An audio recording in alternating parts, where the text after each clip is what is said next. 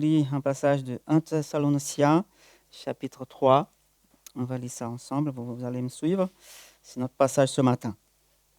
Je fais une petite pause par rapport aux Philippiens et on va regarder ce passage de Paul qu'il écrit à l'église de Thessalonique.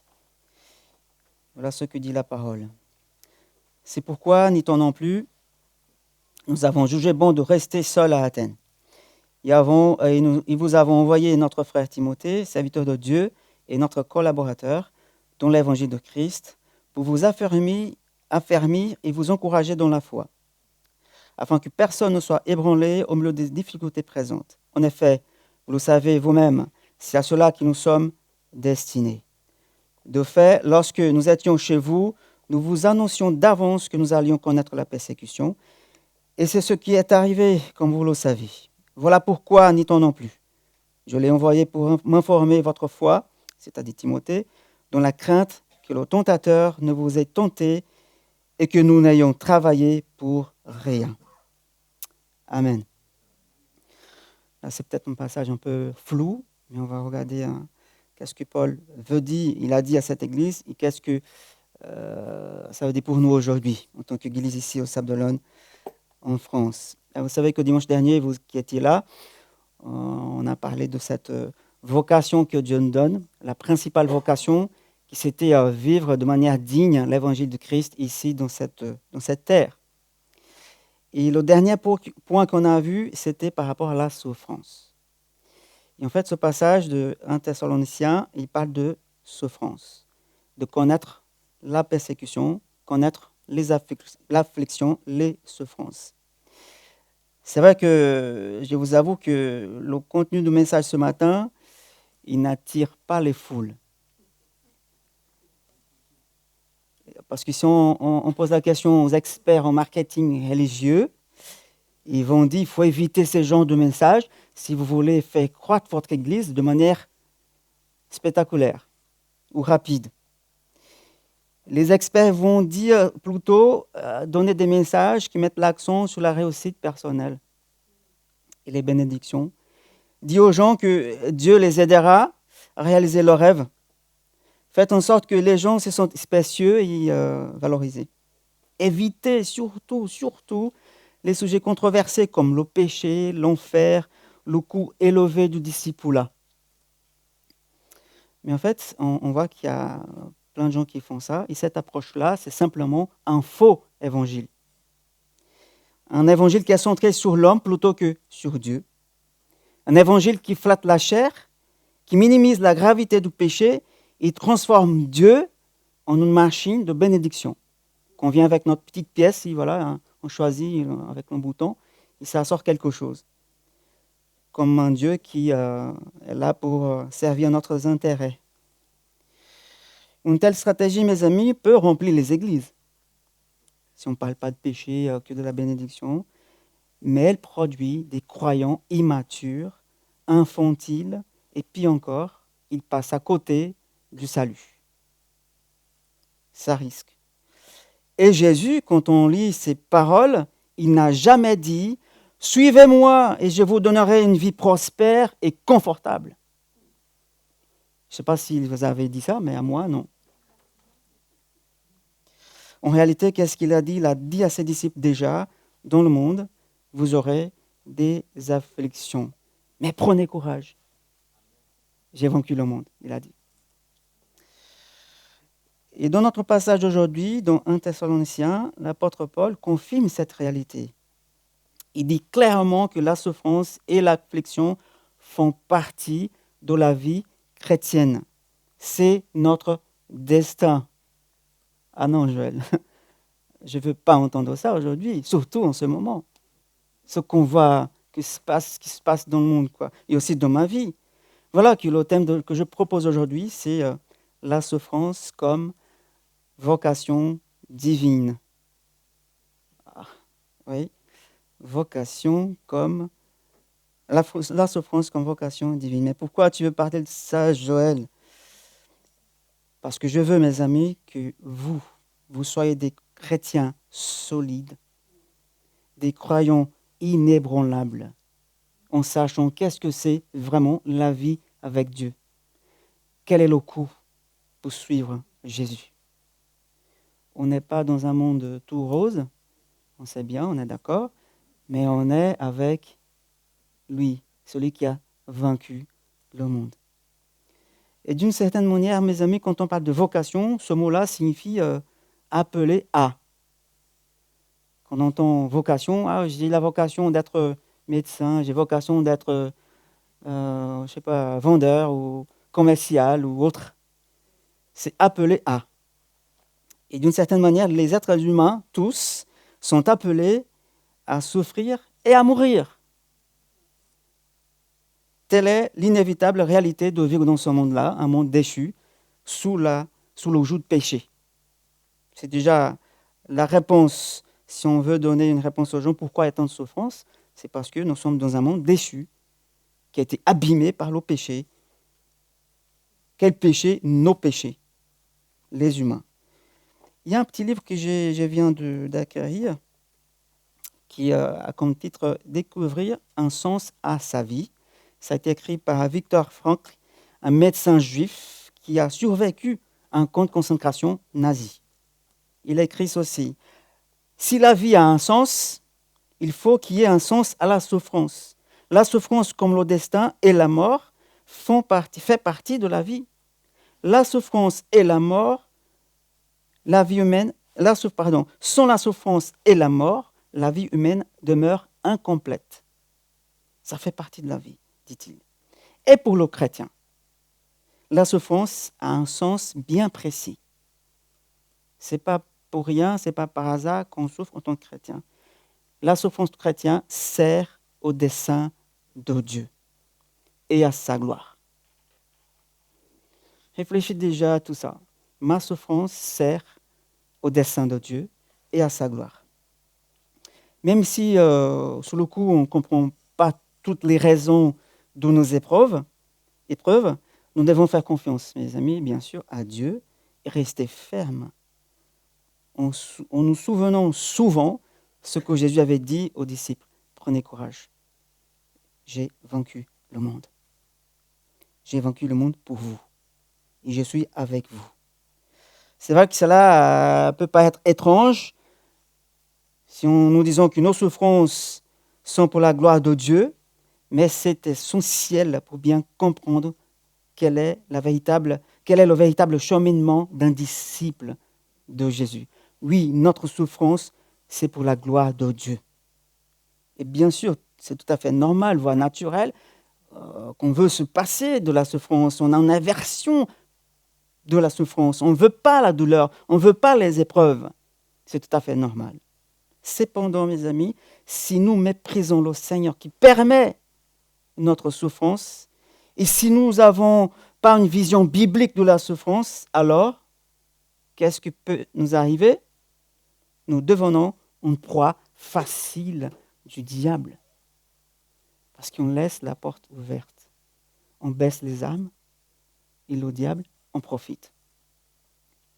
Et c'est pourquoi tant de gens sont attirés par ces soi-disant églises qui cherchent à nous divertir, à nous flatter, à minimiser les choses, même la souffrance, à nous dire ce qu'on veut entendre.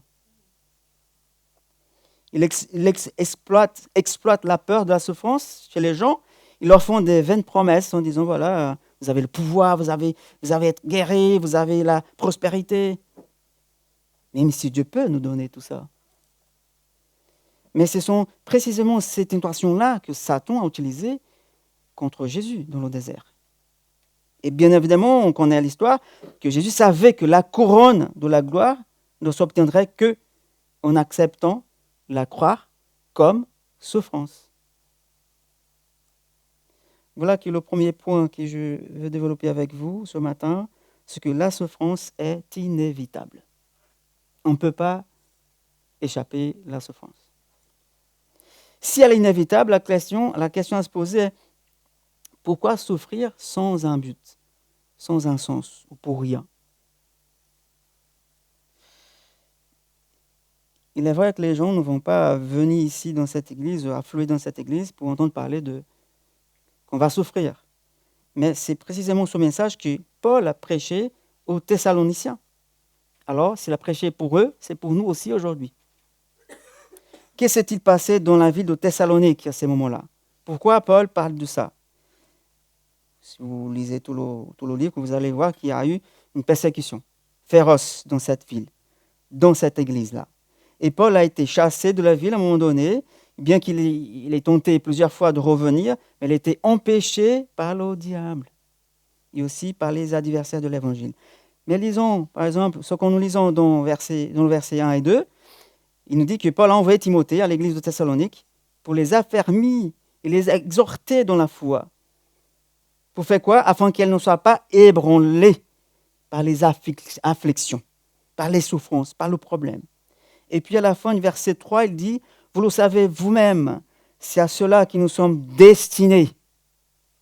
Verset 4, de fait, lorsque nous étions chez vous, nous vous annoncions d'avance que nous allions souffrir ou être persécutés. Et vous savez que cette église-là, à ces moments, elle était très jeune. Elle n'avait qu'un an d'existence.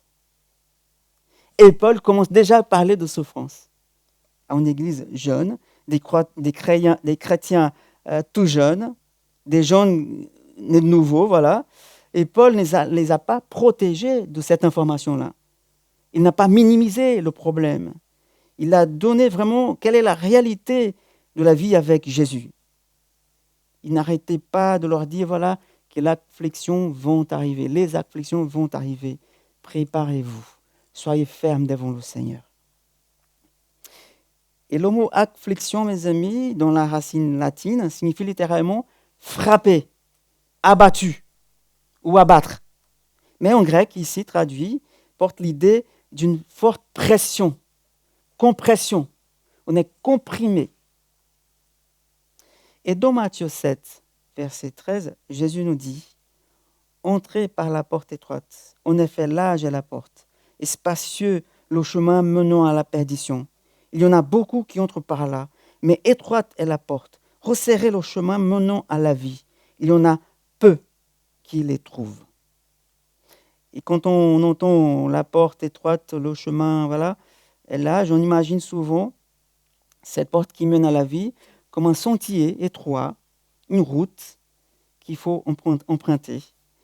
Mais il est peut-être plus juste de le représenter comme un tunnel, quelque chose de très serré, où il faut se faufiler pour passer. Ce n'est pas simplement une porte, mais un chemin qui nous presse. Voilà, et si vous choisissez cette voie-là, mes amis, et la seule voie d'ailleurs, qui mène à la vie, alors préparez-vous. Il faut se faufiler jusqu'au bout. Car il sera très inconfortable, dit Jésus. Très difficile pour y arriver. Mais qu'est-ce qui nous attend à la fin? La couronne de la vie.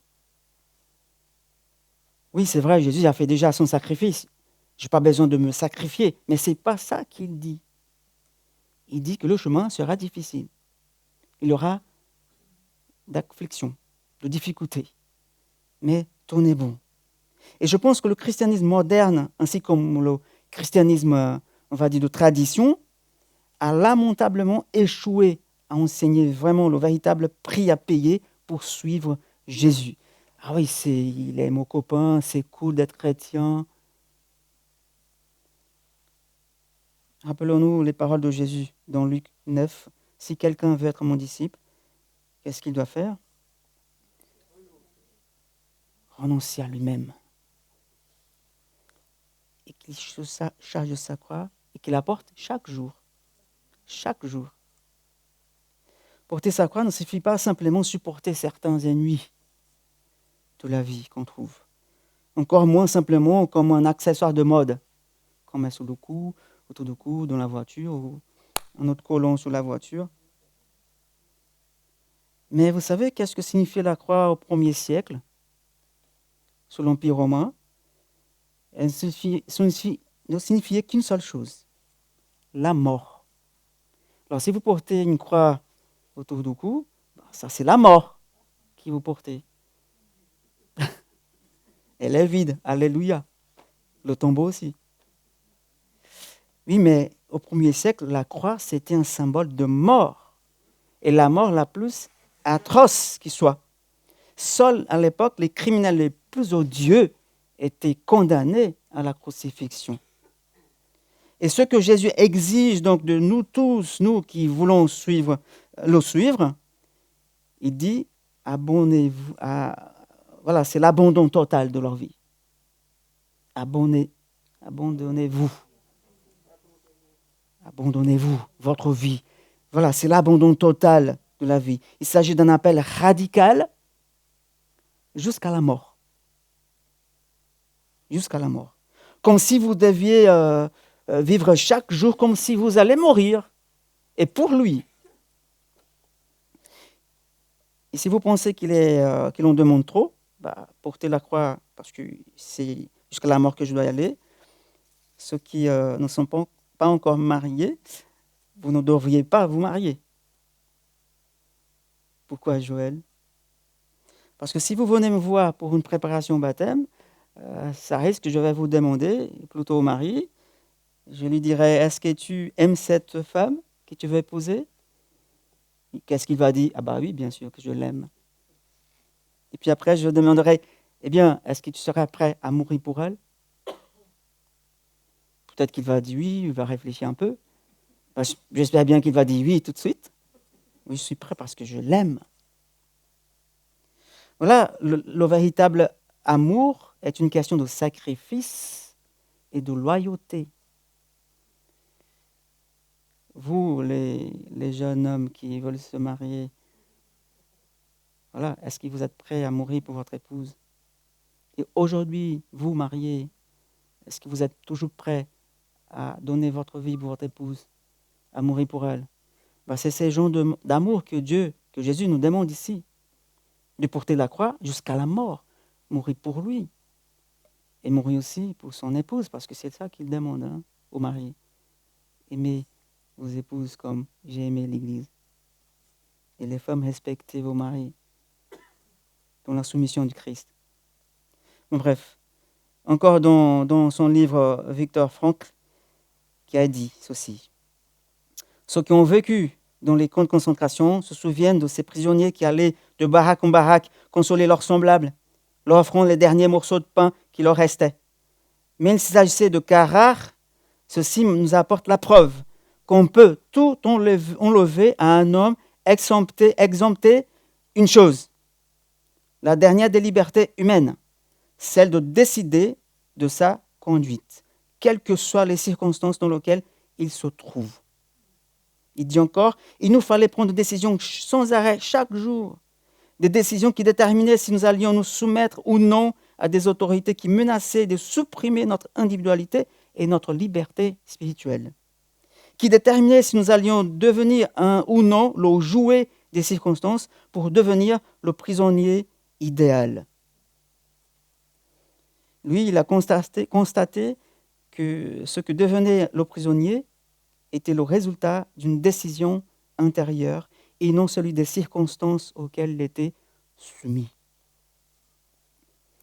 C'est cette liberté spirituelle qu'on ne peut nous enlever, qui donne un sens à la vie, dit-il. Oui, mes amis, la souffrance peut faire de nous ses prisonniers. Le chrétien doit chaque jour, comme nous dit dans son livre le docteur Franck, le chrétien doit chaque jour faire des choix. Choisir plutôt Christ, plutôt que lui-même, plutôt le monde, plutôt que toute autre chose. Voilà ce qu'il faut faire pour être un chrétien inébranlable. Choisir plutôt Jésus. Et la Bible, on sait bien qu'elle parle beaucoup de souffrances, toutes sortes de souffrances, douleurs, maladies, déceptions, pertes, chagrins, etc. Mais en analysant le Nouveau Testament, on voit que la plupart des enseignements sur la souffrance sont liés à la persécution, c'est sûr. Et Jésus a dit à ses disciples dans Luc 21, « Vous serez détestés de tous à cause de mon nom. » Et Paul, plus tard, il dit dans 2 Timothée 3,12, « Tous ceux qui veulent vivre avec piété en Jésus-Christ seront persécutés. » Et notre loyauté envers Christ, notre fidélité à Jésus, notre association publique avec lui, nous expose à la souffrance de la persécution. Ça, c'est sûr. C'est la souffrance qui subissent encore, comme disait Bruno, beaucoup de gens aujourd'hui dans de nombreux pays. On a même prié, Claude a prié pour eux, qui sont torturés, massacrés, emprisonnés, voilà. Ici en France, on n'a pas ce genre de persécution, mais quand même, il y a certaines formes de persécution, même si sont atténuées, comme les attaques verbales, des calomnies, de la discrimination, voilà. Mais sachez que nous avons un ennemi qui est quand même puissant, pas comme Dieu, c'est le diable. Il nous persécute aussi. Parfois on ne voit pas, mais il est toujours là, il essaie de nous persécuter, comme dit Pierre, il est un lion qui rouge autour de ceux qui aiment Dieu. Voilà, il nous persécute. Nous sommes déjà persécutés 24 heures sur 24. Et là, on a parfois des chrétiens qui demandent à son patron, par exemple, de ne pas avoir travaillé le dimanche afin de venir à l'église pour adorer Dieu. Et voilà, et après cela, ses collègues commencent à le mépriser parce que voilà, il a voulu s'échapper le dimanche. Il y a aussi ces gens de persécution. Et la Bible nous dit, soyez heureux de payer le prix pour Christ, même si un prix à faible coût. Mais c'est un prix aussi. Lorsque Paul rappelle aux Thessaloniciens, au verset 3, qui sont destinés à cette affliction, c'est bien la persécution qu'il fait référence. Bien sûr, on ne minimise pas la souffrance qu'on a aujourd'hui, qu'on en reçoit des mauvaises nouvelles, qu'on reçoit un résultat méchant. Et on a l'impression parfois que le monde va s'écrouler et tout, voilà. Mais la souffrance, ça reste terrible, ça nous épuise, même pour ceux qui luttent contre un simple rhume ou un Covid. C'est aussi de la souffrance. Hein. Mais Dieu est souverain dans toutes nos afflictions, grandes ou petites. Il est souverain. Et dans chaque affliction, nous sommes appelés à rester fermes et à glorifier Dieu, non seulement dans la persécution, mais aussi dans la dépression, dans la perte, dans la maladie et tout autre genre d'épreuves, quoi. Nous sommes appelés à glorifier Dieu en tout. Prenons l'exemple classique de Job, un homme loué par Dieu et pourtant appelé à souffrir vague après vague. La perte de ses biens, de ses enfants, de sa santé. Ou pensons aussi à Joseph, un homme favorisé de Dieu, pourtant appelé à subir l'immense injustice par ses propres frères. Ou encore pensons à Paul, un homme aimé et utilisé par Dieu, mais qui a été appelé à souffrir pour l'Évangile. Et qui a dû porter un air charde. Il a prié Dieu, mais Dieu a dit non, ma grâce te suffit. Chers amis, moins de souffrance et plus de prospérité ne sont pas la preuve suprême de l'amour de Dieu pour vous. Même dans la souffrance, Dieu nous aime. Sans la souffrance, Dieu nous aime. Et avec la souffrance, Dieu aussi nous aime. Tout comme plus d'affliction n'est pas un abandon de Dieu ou une preuve de manque de foi. Deuxième point, la souffrance est un terrain de combat spirituel. Comme je disais, on a un ennemi qui nous persécute, qui ne dort pas, qui ne prend pas des vacances. Il est toujours là pour nous embêter, pour arrêter l'avancement du royaume de Dieu. Et si vous ne pouvez pas, il ne voulait pas accepter la souffrance comme une vocation divine, et si vous ne comprenez pas que vos afflictions sont les moyens que Dieu utilise pour accomplir ses desseins, alors vous serez engloutis par le mécontentement et la déception. Ça nous arrive parfois, être mécontent, être déçu. Il y a tant de choses qui m'arrivent au même moment. Pourquoi ? Quand on commence à entrer dans cette machine-là, dans cette roue, notre âme va être rongée. Puis encore, nous pouvons même nous rebeller contre Dieu. Et là, nous sommes tombés dans le piège du diable. Comme a dit Thomas Watson, Satan aime pécher dans les eaux troubles d'un cœur mécontent. C'est une image intéressante. Hein? Il est là en attendant. moment précis, paf.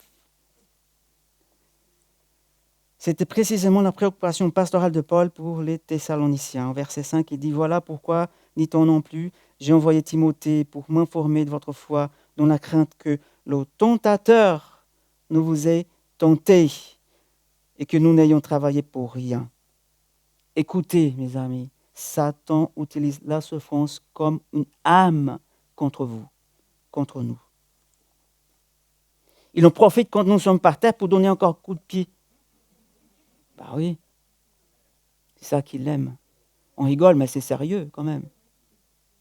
L'image, on rigole par l'image, mais c'est bien ça qu'il fait. Il en profite ce qu'on a déjà été en train de vivre pour empirer les choses. Il nous attaque quand nous sommes plus vulnérables. Il fait ça pour nous pousser au désespoir, pour nous faire douter de Dieu, de la foi, pécher contre Dieu et tourner le dos à Dieu. C'est ça qu'il veut, nous affaiblir. Il en profite du moment de faiblesse pour le faire. À ces moments-là, mes amis, nous risquons de dire des choses comme « Je suis en colère contre Dieu parce qu'il a permis ça et ça et ça dans ma vie. Ah non, c'est pas juste. » On peut crier « Seigneur, pourquoi tu comme ça? Pourquoi tu prends ton temps? » Mais jamais en colère contre Dieu. Aucune situation de notre vie, aucune tragédie ne peut justifier d'être en colère contre Dieu. Ce n'est pas sa faute.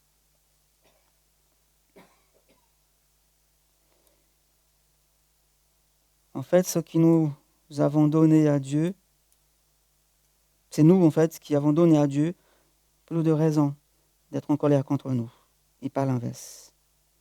Et la seule chose qu'on mérite, c'est le salaire du péché. Mais grâce à lui, grâce à Jésus, nous avons la chance de nous reconstruire avec lui. Et si nous recevons une bénédiction dans cette vie, c'est par grâce. Et si Dieu nous maintient en vie une seconde de plus, c'est aussi par grâce. Comme dit Jacques 4, 7, « Soumettez-vous donc à Dieu, mais résistez au diable. Il fuira loin de vous. » Troisième point et dernier point, la souffrance s'inscrit dans le plan de Dieu. On a déjà en parlé. Oui, c'est vrai, le Seigneur est souverain et c'est lui qui permet toutes choses. Il est souverain, celui qui est souverain qui permet nos meilleurs et nos pires jours. C'est lui qui permet. Il permet aussi notre prospérité, nos souffrances, notre vie, notre mort. Alors, il n'est pas un monstre, parce qu'il permet tout ça. Mais c'est le Dieu de la Bible. Le Dieu bon et juste. Écoutez bien, la Bible nous dit rien. Elle dit que rien sous le soleil n'arrive sans la connaissance et le consentement de Dieu. Tout ce qui se passe dans notre vie, Dieu le sait.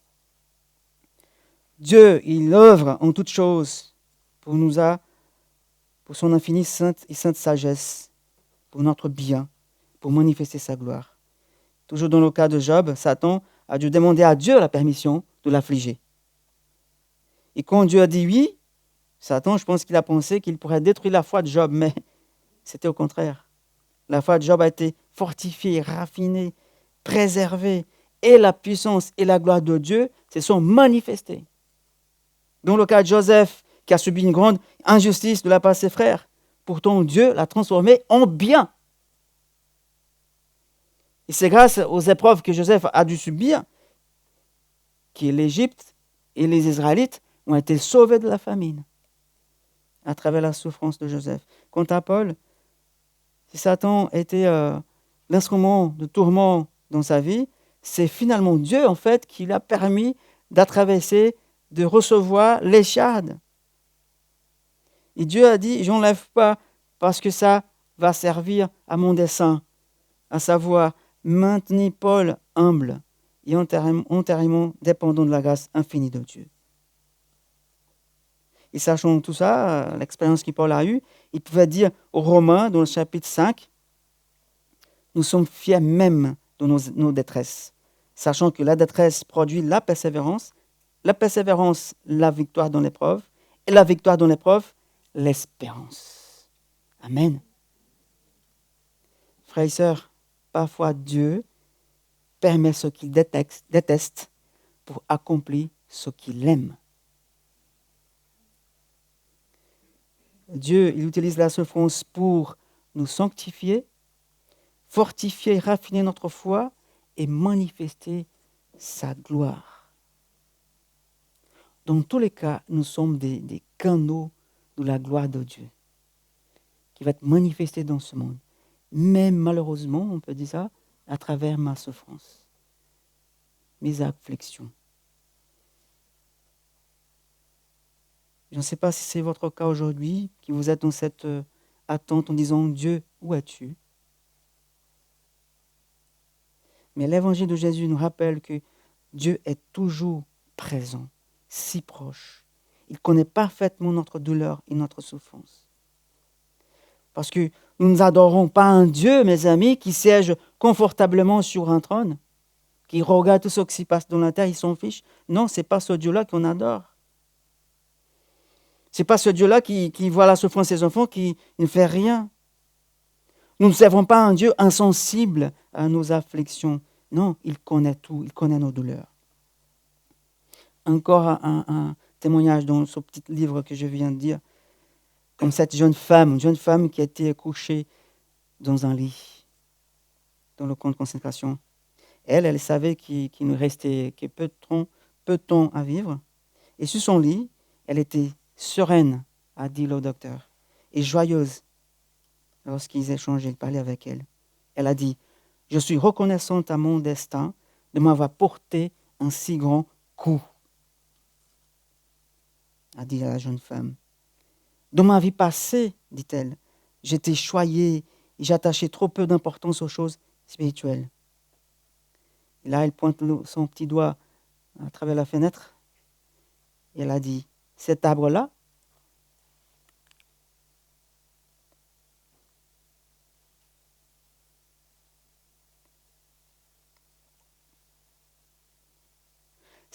est le seul ami que j'ai. » Attends, un arbre? Le docteur a dit, elle délire. Elle a des hallucinations. Et là, elle lui demande, elle vous répond, cet arbre? Elle a dit oui. Qui disent-ils? Elle me disait,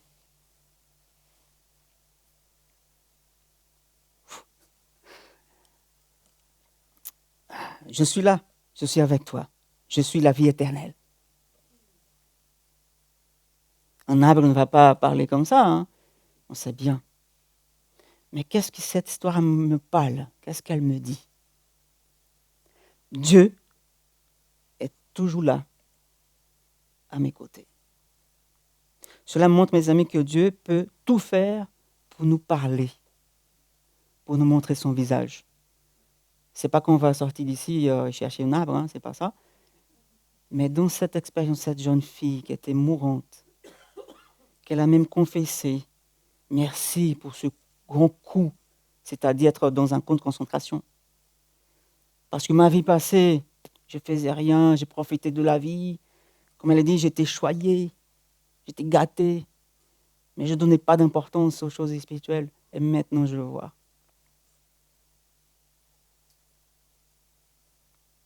Et cette soirée me dit aussi, regardez Joël vers Christ.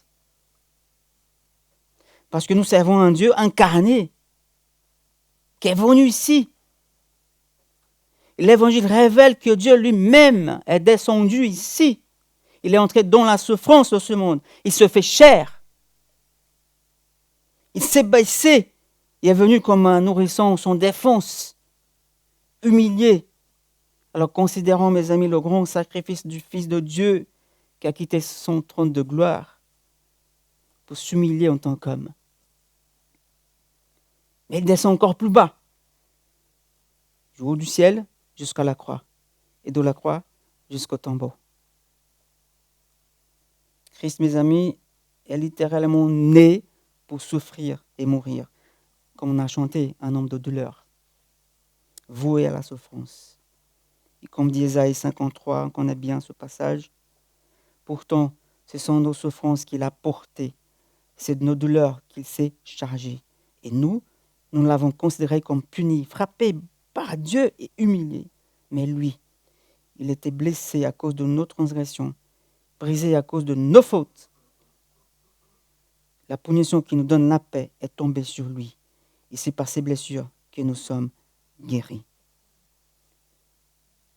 Chers amis, dans les jours les plus sombres, souvenons-nous de ceci. Jésus a souffert infiniment plus que nous pourrions jamais l'imaginer, afin de nous sauver de toute souffrance. Et c'est par la grâce seule, par la foi seule, en Christ seul, seule la gloire nous attend. Une éternité dans les nouveaux cieux, la nouvelle terre, où il n'y aura plus ni douleur, ni souffrance, ni la mort, seulement la joie éternelle avec Dieu. Est-ce que vous croyez vraiment à cela, à cet évangile-là? Ou à cet évangile qui vous dit tout ira bien tout le temps, ne vous inquiétez pas. Non, tout ira bien à un moment donné, à la fin, mais aussi Dieu nous fait profiter des moments aussi de bonheur, bien sûr, mais il y a la souffrance qui nous attend. Il y a l'inconnu de la vie.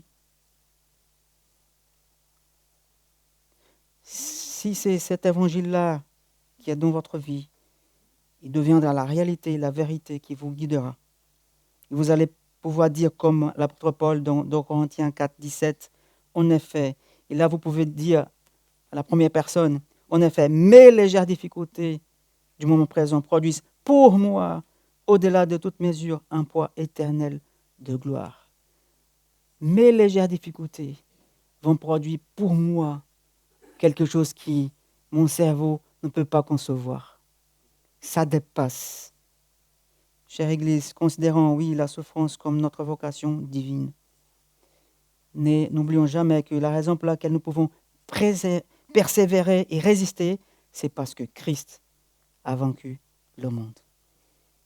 Parce que Christ a d'abord embrassé la souffrance pour nous, pour toi, pour cette Église, pour ces Églises dans le monde.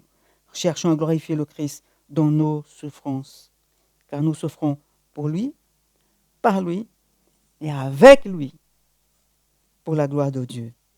Amen. Donc, Romains 8, qui nous séparera de l'amour de Christ?